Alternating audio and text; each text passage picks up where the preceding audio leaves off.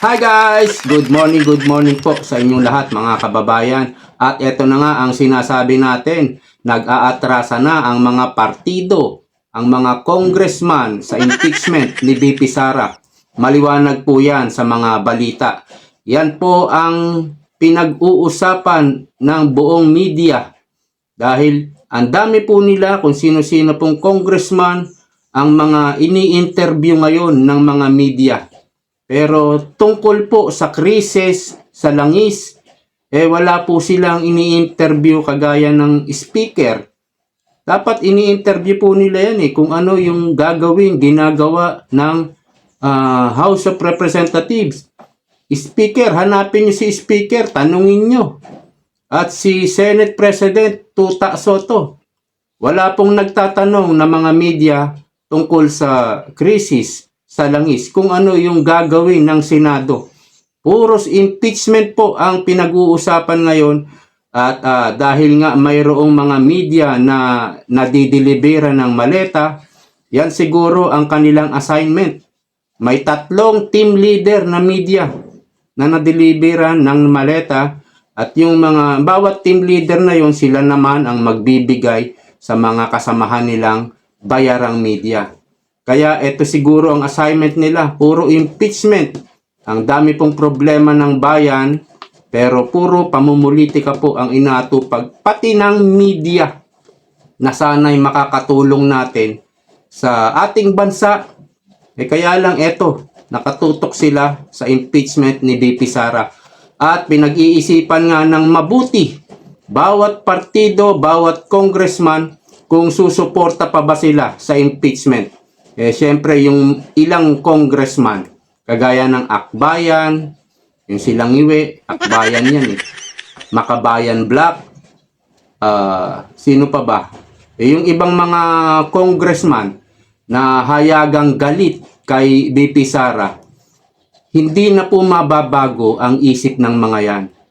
Kumbaga, laban kung laban na yan. Parang patay kung patay, matira matibay. Hindi na po yan aatras. No, talagang makikipagdigmaan yan kay VP Sara. Dahil yung iba na alam natin na may kaso, ibig sabihin may ginawang pagnanakaw, nahayagan naman na lumalaban kay VP Sara. Talagang makikipagpatayan na yan. At dito po, sa ibabalita natin, isi-share natin, ay majority member ng House Justice Committee ay nasa 50 or 55%. Ay, 55%, 55 congressman, 'di ba? Parang 60 yata ang miyembro ng House Justice Committee diyan 'Di ba? May botong 54-1, 'di ba?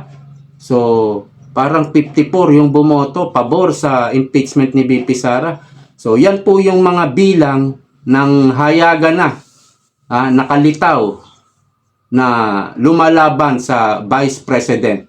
So, dito naman po sa pahayag ni Congressman Chanco ay posibleng gamitin ang FLR budget para sa pirma. At isa yan sa ginagawa na ngayon na nabibisto na po ngayon yan. At yung pag-iipit ng pondo ngayon para sa mga proyekto, programa ng mga congressman, parang hino-hold up po ngayon ang congressman. At meron ding pangako na 2 million pesos bawat congressman para sa MOOE. Ano ba yung MOOE na yan? Ito po ay Maintenance and Other Operating Expenses. Yung MOOE na yan, halos hindi na po yan ma-audit ng OWA. Parang pirma lang po yata ang gagawin ng mga congressman dyan. So, hindi natin alam kung saan ba mapupunta yung pera ng bayan. Dahil hindi nga po ma-audit yan. Mahirap ma-audit yan. So, parang itong 2 million ay parang balato o for the happiness of the congressman, pero maliit po yan. Baka hindi po kagatin yan para lang sa pirma. Dahil nakaraan ay 150 million ang pinamigay bawat pirma. Kaya lang, nung nakaraan, meron yatang nabudol. Parang kulang yung naibigay. No? Kaya baka ngayon, hindi na yun boboto ngayon to impeach VP Sara. Nabudol sila eh. At pero bago yan, ini-invite ko po kayo na mag-like dito po sa video ito at wag po ninyong kalilimutang mag-subscribe. Napakahalaga po niyan para updated po kayo palagi sa mga parating kong video. So, dito po sa isi-share kong video, pakinggan po ninyo ang pahayag ni Congressman Ungab. Let's make it more personal, Kong, kasi si VP Sara Bisaya. Visayan speaking people are found in Visayas and Mindanao. Tapos pag may congressman na hindi nakinig sa pulso ng kanyang mga constituents, may it be a party list or a district representative, gaano kalaking setback yon na ang usa ka Bisaya ang congressman moboto pabor i-impeach ang usa ka Bisaya. Kong, as a Bisaya yourself, anong tingin mo dun, sir? Actually, marami na akong naririnig, no? Hindi lang dalawa, tatlo or apat. I think more or less malapit na sa plus-minus 10 na nagsasabi na grabe ang sentimento ng kanilang mga constituents sa kanilang mga distrito, all-out support. So, yung iba think twice na kung itutuloy ba nila yung pagsuporta o hindi sila susuporta sa impeachment. But I hear this kasi nasa session hall ako at saka nung Lunes pumunta ako sa Dodge. So nagpagkwentuhan ako sa mga congressman. Malakas yung kwento na yung NPC, Nationalist People's Coalition, nag-meeting daw last week, parang Thursday. At napag-usapan nila, majority daw ayaw nang sumuporta doon sa impeachment. Ganon din narinig natin nung presko nung NUP, no? And I hear there's another party na gusto na rin pumatras. Okay. So, narinig nyo naman siguro, no? Ito yung sinasabi natin, mga kababayan. Kung maniniwala kayo kay Sara Duterte, magsalita kayo. Magpahayag po kayo ng inyong saloobin. Kahit sa social media, may FB po ang mga congressman, mag-comment po kayo sa mga post nila dahil napakahalaga po nga nito na kumbaga speak up, no? May tulong po 'yan, malaking tulong po 'yan para ma-realize, malaman ng congressman kahit admin lang yung nag-ooperate ng FB nila, malaman ng admin nila tas ibato sa kanilang congressman na may mga maraming tumututol na wag po kayong sumuporta, Mr. Congressman, sa impeachment ni VP Sara. So meron tayong magagawa, no? Wag po tayong manahimik. At tungkol naman sa sinabi ni Congressman Ungab, majority daw ng NPC, National People's Coalition yata yan, ayaw nang sumuporta sa impeachment. Malinaw yan. Si Congressman Ungab, so may kredibilidad po yan. Alright? At yung NUP po, nakaraan sa pamumuno ni Puno, Congressman Puno, di ba nagpahiwatig na, nagpahayag na rin na hindi sila susuporta kung walang maipapakitang matibay na ebidensya. Maliwanag yung pahayag ni Congressman Puno at yan po yung NUP Party, National United Party. At tandaan natin, mayroon pong PDP. Malamang hindi po yan susuporta sa impeachment. At may sinabi si Congressman Ungab, no? NPC, NUP, and other. I heard other parties na mukhang aatras na rin sa pagsuporta sa impeachment kay VP Sara. So dito, tinignan ko kung ilan bang member ng NPC. Ang sabi sa AI ay 38, more or less 38 member o congressmen ang nasa NPC party. At sa NUP naman ay 45 members ng House of Representatives. Sa PDP, maliit na lang, nasa 15 na lang. Kasi ganyan naman, pag ang presidente, dating presidente Duterte, PDP yan, at nung bumaba siya, naglipatan na para sa budget po yun Kailangan lumipat ka sa malakas, kaya para mabigyan ka ng budget. Ganon po ang ugali ng mga congressman, magtatalunan po yan. And other parties nga, sabi ni Congressman Ungab. So, kinuwenta ko, nasa almost 100 congressman itong tatlong partido. Wala pa po yung other parties na sinasabi ni Congressman Ungab. So, ano ba ang kailangan ng mga gustong mag-impeach kay VP Sara? 1/3 votes ng House of Congress members. At yan ay 106 votes, no?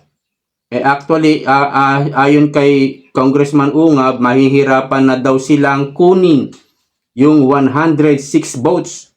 Pero kung magbibigay daw sila, sabi ni Congressman Ungab ng incentives, benefits, pressures, yung mga congressman, lalo na yung may mga kaso, baka makuha nila yung 106 votes. Tuloy natin. So, it could be possible na pagbalik namin, mahihirapan silang kunin yung 106 votes. Yun. Let us say, kung i-pressure talaga ng admin, maglabas na naman sila ng incentives, maglabas sila ng benefits, kukumbinsin nila yung mga congressman na bumoto, lalo na yung may mga kaso. So, I think, baka makakuha pa sila, but they will not get the same votes as last year na umabot sila ng 200 votes. Ay marami na ngayon ang nagigising. Yun. So, ibig lang po sabihin nito, kapag po na-impeach ang ating Vice President Sara Duterte, ito ay dahil sa suhol. Dahil ginagawan po talaga ng paraan makakuha ng pondo para ipangsuhol sa mga congressman. Hindi po dahil mai-impeach ang ating Vice President diyan sa House of Representatives. Hindi po dahil may ginawang kasalanan, may ginawang labag sa batas, may ginawang pagnanakaw, kundi ang desisyon nila ay hindi ayon sa ebidensya, kundi depende po sa pera. So, pera-pera lang. Hindi naman lahat ng congressman, Lalo na raw yung may mga kaso, sabi ni Congressman Ungab, na alam natin na yung nangyari sa flood control sa distrito nila, ayan, nagguhuan. Yan, yung mga yan, yung obvious na nangarakot, lalo na yan, pipirma yan. Lalo na kung bibigyan pa ng Malacanang ng pira. Talagang pipirma po yan. Yan yung sinasabi ni Congressman Ungab. At mga nanalo po dahil kay George, di ba? May pastor na nanalo nung nakaraang eleksyon dahil kay George. Ang gagawin po niyan, mangungulekta na naman ng pondo.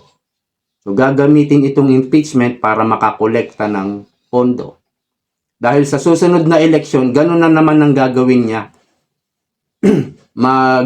Magdo-donate na naman siya kay George Garcia. Kung si George Garcia pa ang nakaupo sa COMELEC sa 2028. Hindi ko alam kung hanggang kailan yung termino niya.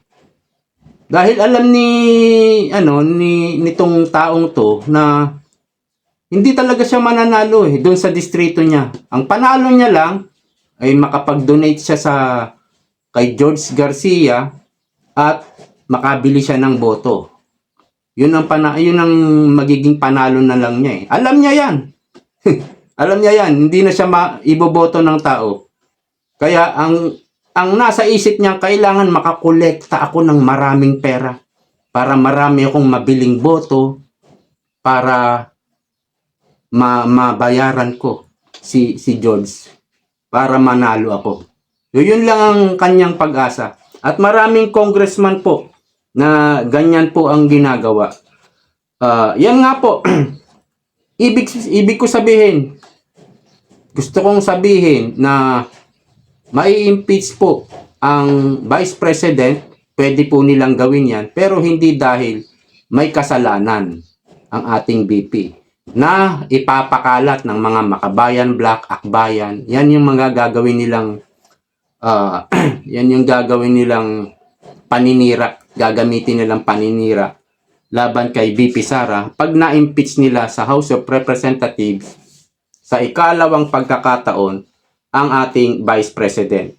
So, dito na po tayo kay Congressman Toby Chanco. Congressman Tiangco now joins us here in the program. Congressman, good afternoon to you. Thanks for joining us today. Welcome to the program. You're on mute, Congressman Toby. Hi, Carmina. Hi. Good afternoon.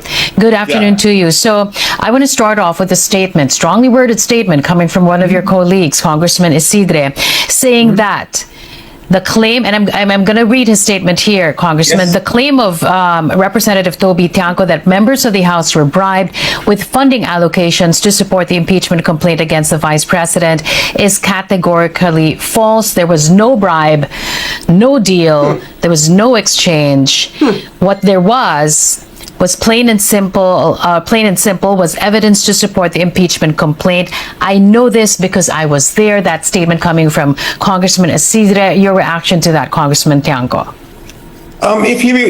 Kung nagre-refer siya doon sa unang impeachment, no, nung isang taon at sinasabi nilang walang suhol doon, kasinungalingan po yan. Because it was already proven, di ba? The first time I said na ang reason noon is yung insertions noong 2025 budget, itinanggi nila yan. And then later on, lumabas na sa mga investigasyon na talagang may insertion si Saldico, no? Kaya nga may kaso si Saldico, kaya nga pinapakasuhan ng DPWH at ng ICIC si Martin Romualdez, no? So hindi na nila matatanggi yan kasi nga iniimbestigahan na yan eh. So papaano nila tatanggi na may suhol, no? Number one yon. Ang kapal ng mukha din ito ni Isidre, no? Speaking of bayaran nga dito sa nakaraang impeachment. So, ito yung posibleng ihahain po ng kampo ni VP Sara sa Supreme Court. Dahil nga, ang alam ko, nagko-compile yan ng mga ebidensya since 2023 ang kampo ni VP Sara para sa impeachment nga laban sa kanya. Ang alam ko, marami na yan na-compile na ebidensya noong 2025, baka noong 2024 pa lang, marami na silang na-compile, no? At ito, isa sa isa sa dahilan, ang tawag nito, basta isa yan sa isasampa nila sa Supreme Court after, kung sakali man na ma-impeach si VP Sara, itong panunuhol, itong delivery ng male-maleta, isasampa po nila yan sa Supreme Court. At I'm sure nga marami na yan nakalap na ebidensya. Once na mapatunayan nila na nagkaroon ng panunuhol last year, ibig sabihin kung ma-impeach siya ngayong 2026, parang null and void na po yung paghahatol nila kay VP Sara pag i-impeach nila. Dahil nakaraan nga nasuhulan sila eh. Ano pa ang magiging credibility ng mga congressman na yan?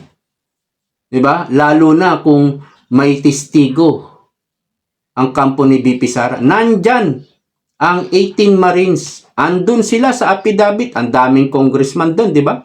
Nakalista. Merong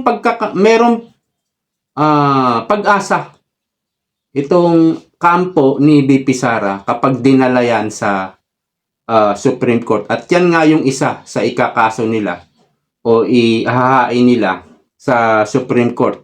Tuloy. Number two, yung mismo mga pumirma, di ba, when they were explaining why they voted, tignan nila yung mga Facebook accounts ng mga pumirma. Oh. Sinabi nila, it's because takot sila na pumaputulan sila ng AIX, AKAP, at TUPAD. At totoo naman, yung mga hindi pumirma, yung ilan doon, hindi talaga na-release yung mga AIX, AKAP, and TUPAD. So, proven na yan eh. So, hindi ko alam ba't niya tinatanggi. Ngayon, if he is referring to this new one, the second one, wala naman ako sinabi, so bakit naman sila masyadong guilty? Oh.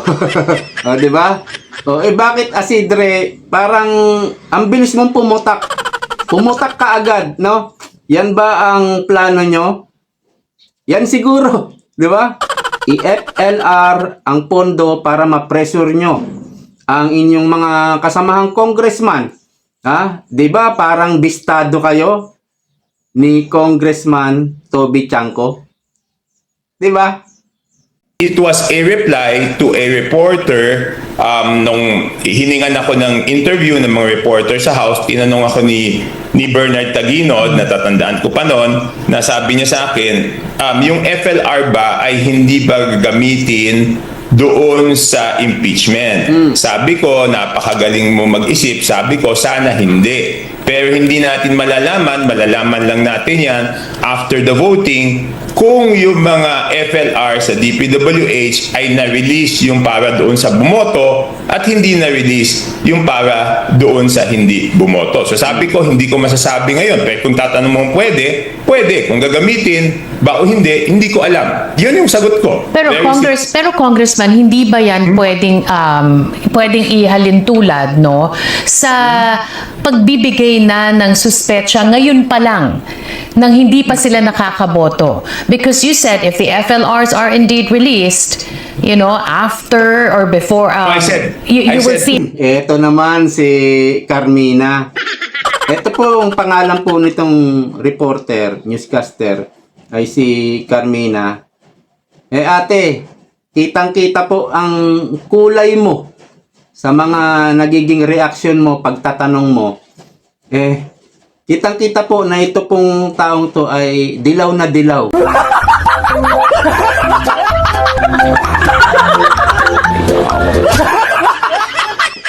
Although naka-flesh siya, no?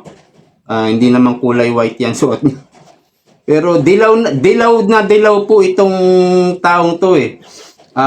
Isa rin po itong galit kay VP Sara. Makikita niyo po sa mga media yung kanilang pagtatanong. 'Di ba? May mga sinusuplak nga si Attorney Levy Baligo, 'di ba? Dahil halatang-halitang mga bayarang medyang dilawan. Tuloy. See it after the voting, then isn't that sort of casting the doubt now in this stage? Go ahead. So I just said we will find out after, no? Sabi ko pwedeng gamitin pero hindi ko masasabi. So there is no doubt. Ang sinasabi ko lang, Okay, teka lang Toby Chanco, wait lang. Yung pagdududa po, hindi na po ito maaalis sa taong bayan, Carmina, kasi mayroon ng record eh. Di po ba? At kung mayroon ka ng record na ikaw ay, kumbaga, timawa sa pera at yung trust ng House of Representatives, kabuuan, wala nang tiwala ang taong bayan. At yan nga'y napapatunayan sa survey, bagsak din ang survey ng speaker. So, wala nang tiwala ang mga tao, kaya yung duda, Carmina, ay nandyan na. Tama? Tuloy. hindi ko alam kung gagamitin, malalaman lang natin after. So yun lang ang sinabi ko because sa totoo naman, I don't know if in other districts meron nang na-approve meron nang natuloy ng mga bidding ng DPWH, pero dito sa Metro Manila mukhang wala pa. Okay. All right. So sa nakikita po natin, hindi pa nila nakukuha yung 106 votes. Yan po yung nararamdaman ko kasi nga ayan sa balita may ginagawa ang palasyo, yung mga kasabwat ng palasyo sa House of Representatives na mayroon silang pressure na ginagawa. Klaro yan, no? Kung sakali man ma-impeach ang ating Vice President, Sara Duterte, ang kampo ni BP Sara aakyat sa Supreme Court. Yan, sinabi ko na kanina. Dahil may suhulan nga last year. So, yan po ang isang sa nakikita ko. Akin lang po yan, opinion ko lang yan. At kung may impeach nga si BP Sara, ito ay hindi dahil sa may kasalanan ng ating BP, kundi dahil mayroong pong mga congressman na pera-pera lang. Para pong eleksyon, meron po tayong mga kababayan, iba lang yung ibang kababayan lang natin, na tuwing eleksyon, naghihintay sila ng politiko na magbibigay. Meron po, may mga ganyan pong kababayan natin na naghihintay kung sino sa dalawa, sa tatlo, yung magbibigay, yun ang iboboto nila. Nakakalungkot po. Lalo na siguro kung malaki ang bigayan ng vote buying, 1,000, 2,000, 3,000. Yun po ang ginagawa ng ibang kababayan natin. Hindi po talaga maganda. Kasi isa sila sa parang nagkukonsinti doon sa congressman na yun. O kahit hindi congressman, mayor, governor, isa sila nagkukonsinti. Tumatanggap ng vote buying. Yan po ang malungkot. Kaya nagiging laganap din po yung bilihan ng boto dito sa election po natin. At dahil po dyan, mayroong pong pahayag ang attorney ni BP Sara na si Michael Powa. Ito, basahin natin. The complaints suffer from a fundamental defect. They are built on conclusions, speculations, and narratives that are not anchored on the ultimate facts required under the Constitution and the rules. Ito nga po yung may sinabi po dito sino ba yun? Si Congressman Erice na magi-impeach ba tayo ng isang Vice President? Isa sa pinakamataas na opisyal ng gobyerno dahil sa suspetya. Speculations, conclusion, narratives. Suspetya lang. Dahil may suspetya, i-impeach na natin yung Vice President. At kung sakaling nga na ma-impeach ang ating Vice President at ito'y ite-turn over sa Senado, dito po sa Senado naman, mayroon pong 9 minority. Andyan yan yung pinamumunuan ni Senator Alan Peter Cayetano. Okay. Meron pong 15 naman sa majority. Bali 24, 9 and 15. Kailangan po para ma-impeach si BP Sara 16 votes. 16 votes, yan po ay 2/3 ng 24. 15 lang po ang majority. Nandyan pa sa majority si Villar, yung babae. Tinulungan po yan ni BP Sara. Diba nung eleksyon, tinaas niya yung nanalo. Siguro naman hindi niya i-impeach si BP Sara. So, -1. Sino ba yung Villar na yan, babae? Kapatid ni Mark Villar. So, magiging 14 na lang sila. Nandyan pa si Mark Villar. Hindi naman siguro kukontra yan sa kapatid niya si Camille. Sigurado po hindi yan boboto to impeach BP Sara. Ewan ko si Lito Lapid kung saan siya papanig. Naman si Lito Lapid. Kung saan yung alon, doon lang siya. Sabi niya, kung sino yung majority, doon ako. Ganun yung sinabi ni Lito Lapid . Pero baka hindi naman yan, hindi naman nasasangkot sa flood control, di ba? Hindi naman nasasangkot sa mali-maleta. baka hindi niya rin i-impeach si VP Sara. Kaya dito po sa Senado, malaki ang pag-asa ni VP Sara na hindi siya mai-impeach diyan, no? At itong impeachment, numbers game talaga yan. Sabi ko nga, kahit anong galing mo diyan na pagdepensa sa House of Representatives, puro mga buhaya tao diyan. Kahit anong galing ng depensa ni VP Sara, kung meron silang numero, mai-impeach pa rin ang ating Vice President. At dito naman po, sa nakita kong, ayan no, sa Facebook, PBBM orders DBM to release 21.47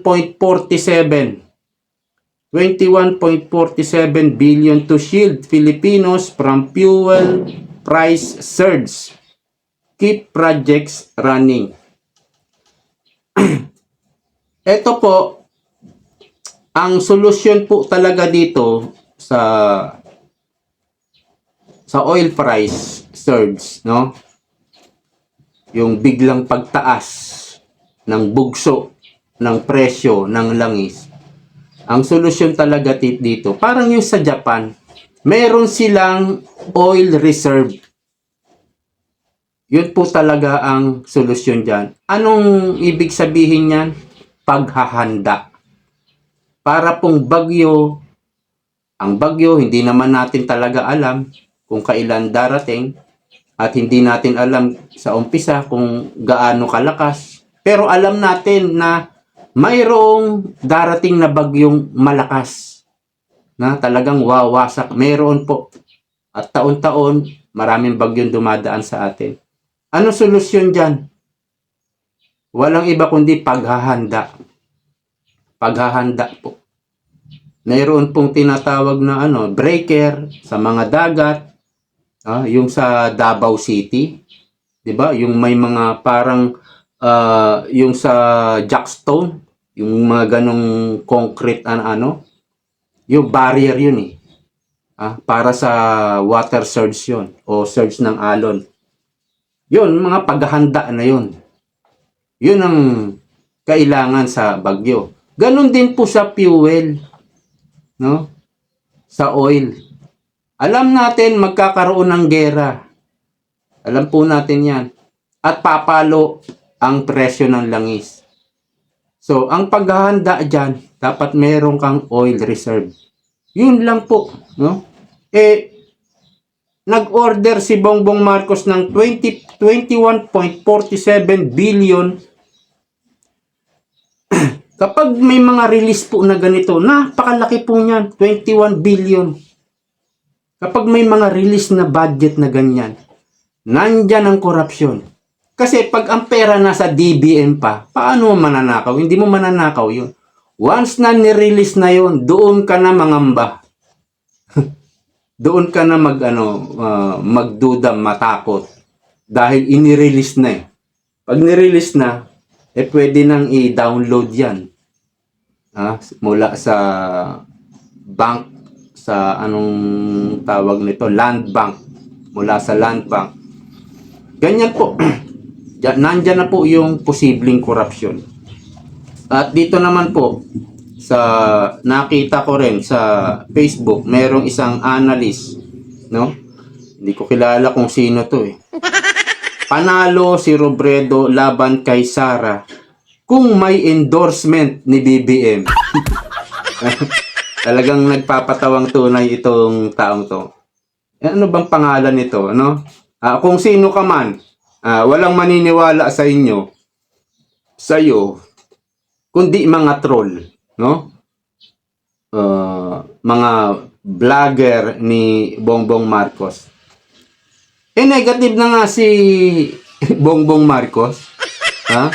Tapos mananalo pa si Robredo. Yung nag-endorse negative na sa survey. At wala namang nakita tayong mga malalaking proyekto.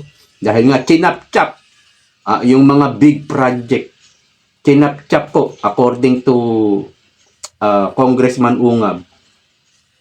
Kaya ito, nagpapatawa po ito eh. At mahihirapan po talaga kayong talunin si VP Sara dahil siya po ay nakatakda.